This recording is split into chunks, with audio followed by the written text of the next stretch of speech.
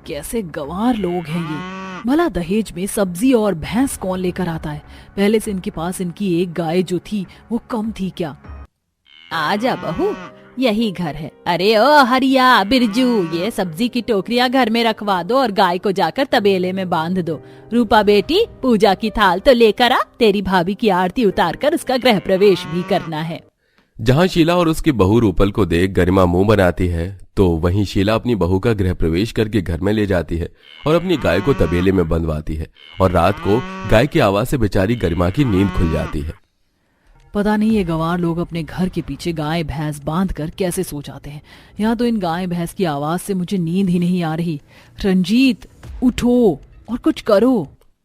अरे यार, इसमें मैं क्या कर सकता हूँ? तुम भी मेरी तरह कानों पर तकिया रख कर सो जाओ, आवाज नहीं आएगी। ये आदमी तो खुद एक भैंस है, पता नहीं कैसे गंवार लोग आसपास रहते हैं मेरे। गरिमा मुंह बनाकर जैसे तैसे सो जाती है। अब इसी तरह कुछ दिन बीत जाते हैं और एक दिन गरिमा चाय पीते हुए अपने घर के बाहर आती है, जहां वो देखती है कि शीला की गंवार बहू रूपल घर के बाहर आंगन में थोड़ी थोड़ी दूर पर गड्ढे कर रही है। ओरी गंवार, ये क्या कर रही हो तुम? जगह जगह पर गड्ढे करके आंगन खराब क्यों कर रही हो? साफ सफाई अच्छी नहीं लगती क्या? मुझे सब्जियों की खेती करना बहुत पसंद है, बस वही कर रही हूँ। शादी से पहले अपने मायके में अपने पिता के साथ सब्जियों की खेती करती थी। यहाँ बोर हो रही थी और आंगन इतना बड़ा है तो सोचा कि आंगन में ही सब्जियों की खेती कर लूं। तुम तो सच में गंवार हो। सब्जियां तो तुम मार्केट से भी ला सकती हो, आंगन खराब करने की क्या जरूरत है? बताना, इतना अच्छा आंगन तुम जैसी गंवार ने खराब कर दिया। अरे तुम इतना क्यों जल रही हो? हम अपने आंगन में कुछ भी करें तुम्हारे आंगन में थोड़ी ना कर रहे हैं। अरे बहू, इन गंवारों के मुंह नहीं लगते।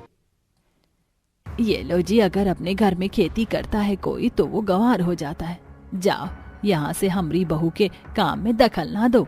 शीला और रूपल की बातें सुनकर गरिमा और अर्चना मुंह बनाकर अपने घर में चली जाती हैं और रूपल अपने आंगन में सब्जियों की खेती करने के लिए बीज डालती है। अब इसी तरह कुछ दिन बीत जाते हैं और एक दिन रूपल अपने मायके जाती है और 2 दिन बाद फिर से मायके से सब्जियों का टोकरा लेकर आती है। माँ जी, जरा अंकित जी को बुला दीजिए ना, हम 2 टोकरी सब्जी भर कर लाए हैं अपने मायके से। आराम से अब 2 हफ्ते तक खाएंगे ताजी सब्जी। अरे आ गया भाग्यवान, इन सब की क्या जरूरत थी? लाने से पहले हमको बता तो देती। रख लो भैया, इन सब की तुम्हारी गंवार बीबी को बहुत जरूरत होती है। मुझे तो डर लगता है कि कभी ये गंवार अपना पूरा मायका ना उठा कर ले आए ससुराल में। मुझे समझ नहीं आता, सब्जी मैं लाती हूँ, दिक्कत तुमको होती है। अरे हमको ताजी सब्जी खाने का शौक है, इसलिए ताजी सब्जी लाते हैं। तुम्हारी तरह बासी सब्जी नहीं खाते हम।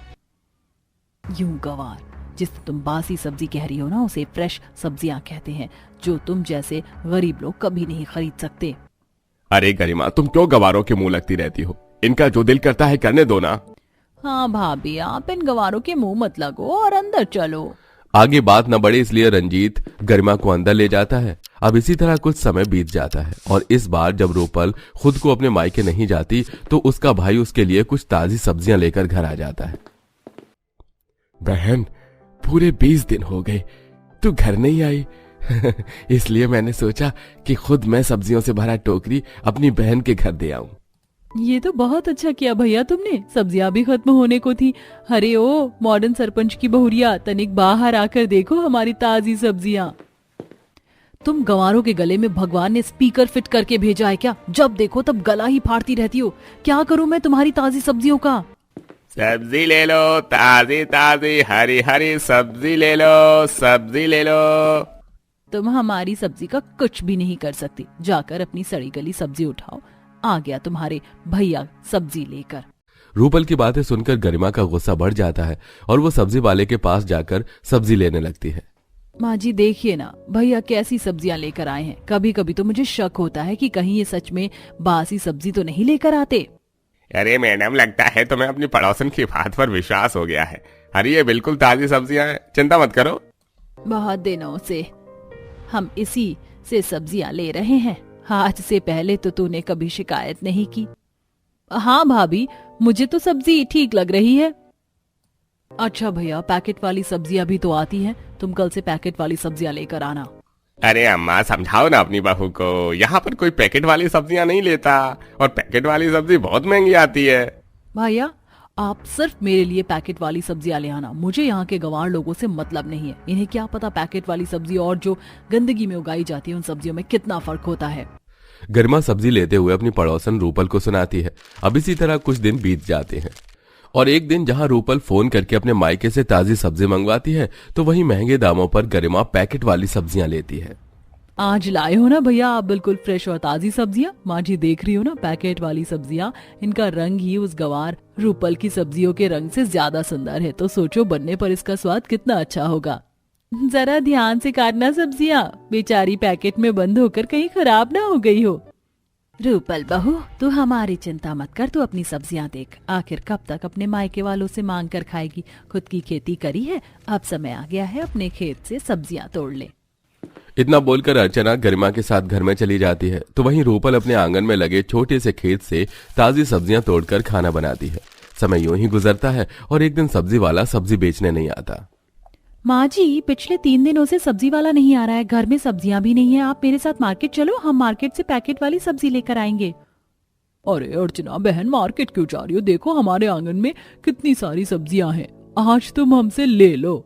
माँ जी उन गंवार से कह दो हमें उनका कुछ नहीं चाहिए।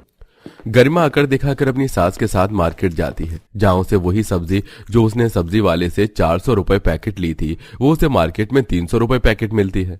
माँ जी देख रही हो मार्केट में पैकेट वाली सब्जियों का रेट, और वो सब्जी वाला कैसे हमें चूना लगाता था, इतनी महंगी सब्जी देता था, आज उसकी खैर नहीं। वैसे मुझे सब्जी तो और चाहिए, सोच रही हूँ उसके पास जाकर सब्जी भी ले लूं और उससे 4 बातें भी सुना दूं। गरिमा गुस्से में अपनी सास के साथ सब्जी वाले के घर जाती है जहां वो देखती है कि सब्जी वाले ने सारी सब्जियां नीचे जमीन पर गंदे में रखी हैं। वहीं पर मक्खियां लग रही हैं और आसपास में पानी और गंदे कपड़े भी रखे हैं, यहाँ तक कि झूठे बर्तन भी। और सब्जी वाले की बीवी गंदे पानी से सब्जियों पर छींटे मार रही है और बदबू भी काफी आ रही थी। ये देख गरिमा का मन मचल जाता है और वो अपना मुंह दबाकर अपनी सास के साथ घर आ जाती है। इतने दिनों से उस रूपल और उसके परिवार को मैं गंवार कहती आ रही थी, पर असल में गंवार तो मैं निकली। इतना पढ़ लिख कर भी मैं पैकेट वाली सब्जियों पर, उस सब्जी वाले पर भरोसा कर रही थी। आज जब मुझे पता चल गया ताजी तोड़ी हुई सब्जियां ही ताजी सब्जियां होती हैं, ना कि ये केमिकल वाली सब्जी। अच्छा है जो समय रहते मुझे पता चल गया, वरना ये खराब केमिकल वाली सब्जियां खाकर तो पता नहीं घर में किस किस की तबीयत खराब हो जाती। बहू जिस तरह मैंने सब्जियों की हालत देखी है, अब तो मेरा भी जी नहीं कर रहा सब्जी खाने का। मन तो मेरा भी नहीं है माँ जी इस सब्जी को बनाने का, इसलिए सोच रही हूँ हमारे घर के पीछे जो छोटा सा जमीन खाली पड़ी है उस पर नौकरों से ताजी सब्जियों की खेती करवा लूं। अब से हम भी खेती करके खाएंगे। उस दिन गरिमा को समझ तो आ जाता है कि इतने दिनों से कौन ताजी और कौन बासी सब्जी खा रहा था, पर फिर भी वो रूपल के सामने नहीं झुकती और अब नौकरों से कहकर अपने घर के पीछे थोड़ी सी जगह में सब्जियों की खेती करवाती है और रूपल की तरह ताजी सब्जियां बनाती है।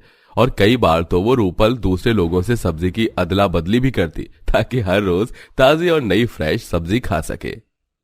गायत्री अपनी 5 बहू का गृह प्रवेश करती है और उनसे कहती है, तुम 5 के सामने रखे कलश को दाहिने पैर से गिराकर अंदर आओ। गायत्री जी अब तो आपकी 5 बहुएं घर में आ गई हैं, अब तो आपकी सारी जिम्मेदारी खत्म। जी बिल्कुल सही कह रहे हैं आप, मेरी 5 बहुएं बहुत ही समझदार हैं और संस्कारी हैं। पापा माँ तो हमारी शादी के पीछे ही पड़ी थी, तभी तो वही अपनी 5 बहुओं को देखकर इतना खुश हैं। अरे खुश क्यों ना रहूं मैं, इतने समय से चाहती थी मैं कि मेरे 5 बेटों की शादी हो जाए और अब जब हो गई है, 5 बहुएं घर में आ गई हैं, तो खुश भी ना रहूं। माँ जी हमें हमारा कमरा बता दीजिए, हम थोड़ा आराम कर लेंगे और फिर हम सबके लिए कुछ खाने के लिए बनाएंगे। हमारी पहली रसोई की रस्म भी तो होगी ना। हाँ हाँ बिल्कुल, मैं अभी तुम लोगों को तुम्हारा कमरा दिखा देती हूँ। गायत्री की 5 बहुएं आराम करने के बाद रसोई में जाती हैं और खाना बनाने लगती हैं। वैसे तुम लोगों ने कुछ सोचा है कि शादी के बाद कहाँ घूमने जाएंगे? मेरा मन तो हिल स्टेशन पर जाने का है। मैंने पहले से ही सोचा था कि मैं शादी के बाद हिल स्टेशन जाऊंगी अपने पति के साथ, लेकिन मैं अपने पति के साथ नहीं बल्कि पूरे परिवार के साथ जाना चाहती हूँ। ये तो तुमने बिल्कुल सही कहा, मैं भी अपनी सास ससुर और तुम चारों के साथ जाना चाहती हूँ। हम सब वहाँ पर जाएंगे ना तो बहुत एंजॉय करेंगे। माँ जी से इस बारे में बात करते हैं। खाना बनाने के बाद 5 बहुएं सीधा अपनी सास के पास जाती हैं। माँ जी हम कहीं बाहर घूमने नहीं जाएंगे क्या? हाँ हाँ बिल्कुल जाएंगे। बताओ तुम्हें कहाँ जाने का मन है? माँ जी, हमें ना हिल स्टेशन बहुत पसंद है, तो हम चाहते हैं कि हम पूरे परिवार के साथ कुछ दिनों के लिए हिल स्टेशन जाएं। शादी की रस्मों में आप सब भी बहुत थक गए होंगे। हम बस अपने पतियों के साथ नहीं जाना चाहते, बल्कि पूरे परिवार के साथ जाना चाहते हैं। फैमिली पिकनिक हो जाएगी ना। तुम सब हमारे बारे में भी कितना सोच रही हो। ठीक है, तुम चिंता मत करो, मैं अभी सबसे बात करती हूँ। गायत्री पूरे परिवार से बात करती है और फिर अपने परिवार के साथ घूमने के लिए हिल स्टेशन आ जाती है। वो सारे एक होटल में रूम लेते हैं। वाओ, यहाँ पर कितना अच्छा लग रहा है, कितना ठंडा ठंडा है ना यहाँ पर। तभी तो हिल स्टेशन है ना ये। माँ जी, कैसा लग रहा है आपको? बहुत अच्छा लग रहा है मुझे। वैसे माँ जी, मुझे तो अब ऐसा लग रहा है कि हमने 4 दिन की ट्रिप गलत ही बना ली। हम कुछ दिन और रुकेंगे। ठीक है बहू, जैसा तुम्हें ठीक लगे। गायत्री और उसका पूरा परिवार हिल स्टेशन पर काफी एंजॉय करता है। 4 दिन के बाद उनके पास पैसे खत्म हो जाते हैं। बहू, पैसे तो खत्म हो गए हैं, लेकिन मेरा भी मन है कि हम कुछ दिन हिल स्टेशन पर ही रुके। तो हम बाहर ही कहीं तंबू या टेंट लगा लेते हैं ना। जी माँ जी, हमारा भी मन है, और वैसे भी पूरा परिवार ही एक साथ है, तो हम कैसे भी हालात में रह लेंगे। ठीक है, फिर हम होटल से सामान सारा खाली कर देते हैं, क्योंकि 6 कमरे लिए थे और 6 कमरे का किराया कितना गया है 4 दिन में। हाँ, तुम बिल्कुल ठीक कह रही हो। आप सब यहाँ रुको, हम 5 जा रहे हैं गांव। खेतों में जो अधूरा काम है उसको तो पूरा करेंगे। इसी तरह पूरा परिवार होटल से बाहर ही एक टेंट में रहने लगता है और 5 बेटे गांव में जाकर खेत का काम संभालते हैं और खेत से ही जुड़े हुए एक टूटे फूटे कमरे में रहने लगते हैं, जिसकी खबर कर्जदार को नहीं होती और कई दिन निकल जाते हैं। माँ जी, अब तो कई दिन हो गए हैं, हम यहाँ पर बस घूमने के लिए आए थे। अब मुझे लगता है कि हमें वापस घर चलना चाहिए। माँ जी, मुझे भी यही लगता है। काफी ज्यादा दिन हो गए हमें यहाँ रुके हुए, और ठंड की वजह से अब तो मेरी हालत भी खराब होने लग गई है। नहीं बहू, कुछ दिन और रुक जाते हैं हम यहीं। माँ जी, हमारी कसम है, आपको झूठ मत बोलना। हम घर किसी वजह से नहीं जा रहे हैं ना। मुझे पता नहीं क्यों ऐसा बार बार लग रहा है कि आप हमसे कोई बात छुपा रही हैं। नहीं बहू, दरअसल वो। माँ जी, बताइए ना कि आप हमारा हिल स्टेशन में ससुराल क्यों बसा रही हैं। मैंने तुम सबसे झूठ बोला था। मैं यहाँ हिल स्टेशन इसलिए नहीं आई क्योंकि हमारी ट्रिप हो जाएगी, बल्कि इसीलिए आई क्योंकि हमारे ऊपर कर्जा हो रखा है। हम घर जाएंगे तो फिर से कर्जदार लोग हमारे घर पर पैसे मांगने आ जाएंगे। इसीलिए मैंने भी हिल स्टेशन आने के लिए मना नहीं किया। माँ जी, अगर ऐसी बात थी तो आपने हमें पहले क्यों नहीं बताया? अरे, हमारा परिवार मुसीबत में है तो हम क्यों ही फिजूल खर्ची करते? हमें बताना तो चाहिए था ना। बहू, तुम सही कह रही हो कि मुझे बताना चाहिए था, पर पता नहीं क्यों नहीं बता पाई। माँ जी, कितने पैसों का कर्जा है हमारे ऊपर? 1 लाख का कर्जा है। तुम 5 के पतियों की भी नौकरी चली गई, इसीलिए कर्ज नहीं चुका पा रहे, और कर्जदार बार बार घर पर पैसों के लिए आ रहे हैं। इतनी बेइज्जती ना झेलनी पड़े, इसीलिए तुम 5 बहुओं का ससुराल हिल स्टेशन में बसा दिया। कोई बात नहीं, आप नहीं बता पाई ये बात, हम समझ रहे हैं। हम यहाँ पर रह लेंगे, हमारी चिंता मत कीजिए। इसी के साथ 5 बहुएं वहीं पर रहने लगती हैं, लेकिन 5 बहुएं ही अब कुछ न कुछ काम करने लगती हैं। मुझे क्रोशिया का इस्तेमाल करना आता है। मैं स्वेटर और दस्ताने वगैरह बनाकर बेचूंगी। पता है, मैं बहुत अच्छे अच्छे स्वेटर बनाती हूँ क्रोशिया से। और मैं तो अब टूरिस्ट स्पॉट पर मैगी बेच ही रही हूँ। लोगों को काफी पसंद आ रही है। मुझे भी एक कैफे में काम मिला है, कल से ही मैं भी वहाँ जाने लगूंगी। कुछ पैसे मैं भी कमा लूंगी वहाँ से। इसी तरह 5 बहुएं अब काम करने लग जाती हैं, जिससे वो पैसे भी कमा रही थी और अब वो हिल स्टेशन पर ही एक किराए पर घर ले लेती हैं। माँ जी, अब हम इस किराए के घर में ही रहेंगे। जब हम हिल स्टेशन में ही रहना है तो कम से कम हम तंबू में तो ना रहें, क्योंकि वहाँ पर रहने से तो किसी ना किसी की तबीयत ही खराब हो जाती। हमें हिल स्टेशन पर रहने की आदत नहीं है ना। मुझे माफ कर देना, मेरी वजह से तुम सबको कितना कुछ सहना पड़ रहा है ना। माँ जी, प्लीज आप खुद को कोसना बंद करो। जो भी हुआ उसमें आपकी कोई गलती नहीं है, और हम जो कुछ भी कर रहे हैं किसी पराई के लिए तो नहीं कर रहे हैं ना। गायत्री के 5 बहुएं काफी ज्यादा मेहनत करती हैं। मुझे इस किराए के घर में नहीं रहना है, मुझे अपने घर में रहना है। बिल्कुल सही कह रही हो तुम, मुझे भी इस घर में नहीं रहना है। अब हम सब ना पैसे जमा करेंगे ताकि हम अपने घर में रह सकें। हाँ, माँ जी भी बहुत परेशान है। अगर हम माँ जी से जरा सा भी जिक्र करेंगे तो उन्हें बहुत बुरा लगेगा। वह सीधा घूम फिर के उसी बात पर आ जाएंगी कि मेरी वजह से तुम्हें यहाँ रहना पड़ रहा है।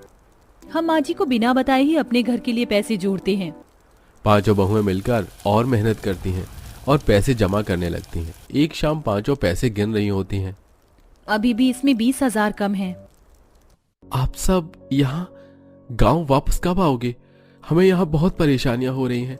खेत का काम देखना, ऊपर से खाने पीने की भी दिक्कत है। जी बस 20,000 रुपए कर्ज के पैसे में काम है।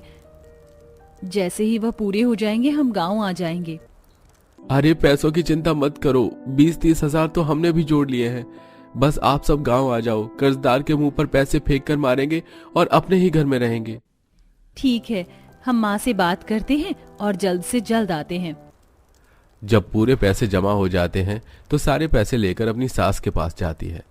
माँ जी ये पूरे 80,000 रुपए हैं और 20-30 हजार रुपए तो हमारे पतियों ने भी गांव में जोड़ लिए हैं।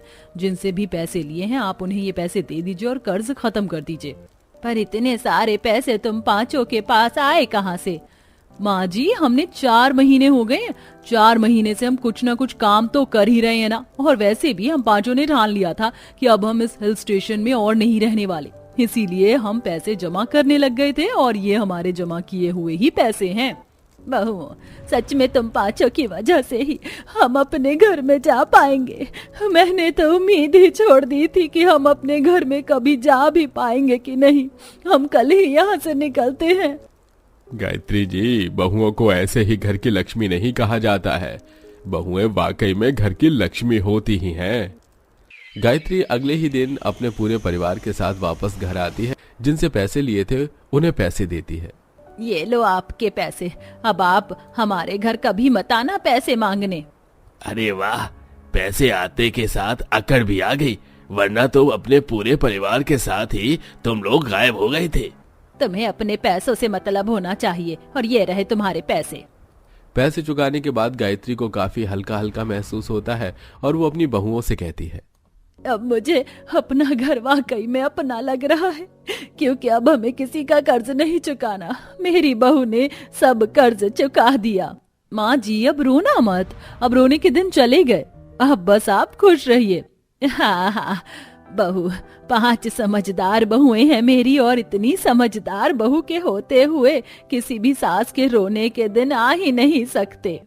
अरे भाई, सारा प्यार बहू के लिए है क्या? हम बेटों ने भी तो कुछ किया ही है ना।